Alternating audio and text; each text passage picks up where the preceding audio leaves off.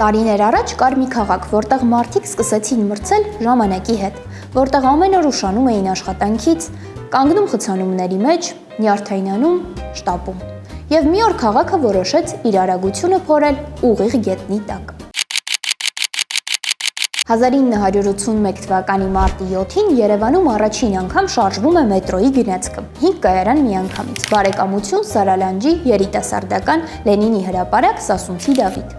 Քաղաքի տակ սկսվում է աշխատել մի նոր աշխարհ, որը խոստանում է փոխել ոչ միայն երթևեկությունը, այլ քաղաքային մտածողությունը։ Մետրոյի բացումը նույնիսկ սեփական խորհրդանիշն ունեցավ։ Լենինգրադի դրամապալատում թողարկվեց հատուկ հուշամեդալ՝ թունել մտնող գնացքի ուրվագծով, իսկ հակառակ կողմում փորագրված էին Երևանի մետրոյի բոլոր կայարանների անունները։ Նկարիչ Աշոտ Ադամյանը իր հոր հետ միասին ստեղծեց նաև մետրոյի խորհրդանշական բանալին։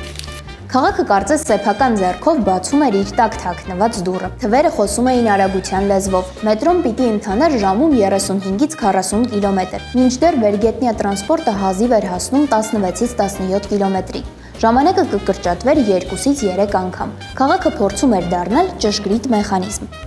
Բացման օրը, երբ առաջին գնացքը մտավ թունելի մթության մեջ, Երևանը սկսեց ապրել երկու հարկով։ Վերևում աղմուկ, փողոցներ, մարդիկ, ներքևում մետաղ լույս եւ արագություն։ Երբեմն քաղաքները մեծանում են բարձրությամբ, երբեմն խորությամբ։ Երևանը մի օր խորացավ, որ ավելի արագ հասնի իր վաղբան։